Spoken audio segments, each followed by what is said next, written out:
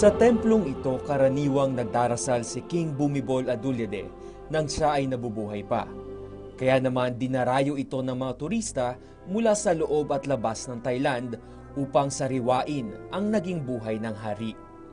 Ang kanyang pangalang Bhumibol Adulyadej ay nangangahulugang strength of the land, incomparable power. At hindi naman nakakapagtaka na siya nga ang nagsilbing lakas ng Thailand sa 7 dekada niyang paglilingkod bilang hari. Ika-13 ng Oktubre taong 2016, binawian na ng buhay ang pinakamamahal na hari ng Thailand matapos ang pagkakaroon ng sakit simula pa noong 2006. Dumayo ang daang libong mga Thai sa tapat ng Grand Palace upang magluksa at ipagdasal ang kanilang hari. Mapapansin din sa buong Thailand na karamihan ay nakasuot ng itim o di naman kaya ay nakasuot ng itim na ribbon sa kanilang mga damit. Isang buong taon umano ang itatagal ng opisyal na pagluluksa.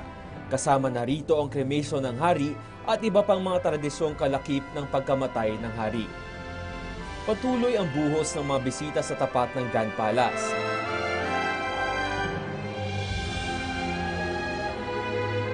Sa kabila ng pagluluksa, pinapakita naman ng mga Thai ang kanilang pagkakaisa at pagiging mapagbigay sa kanilang kapwa.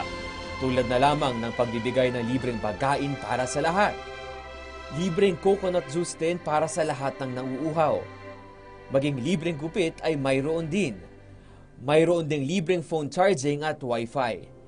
Hindi rin naman pinalampas ng mga kabataan ang pagpapakuha ng kanilang mga litrato at selfies. Para naman sa mga pagod na, may mga tents na inihanda ang kanilang pamahalaan upang makapagpahinga. Marami ring mga mabibiling mga larawan ni King Adulyadej sa halos lahat ng sulok ng Bangkok bilang souvenir sa kanilang mahal na hari.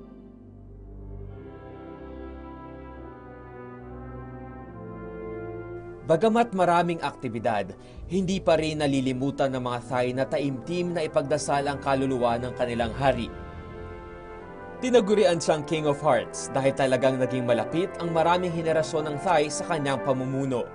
Ngayong patuloy ang kanilang pagluluksa, makiisa tayo bilang isang ASEAN sa kanilang pagdadalamhati at samahan silang bumangon sa pag-upo ng kanilang bagong hari sa takdang panahon.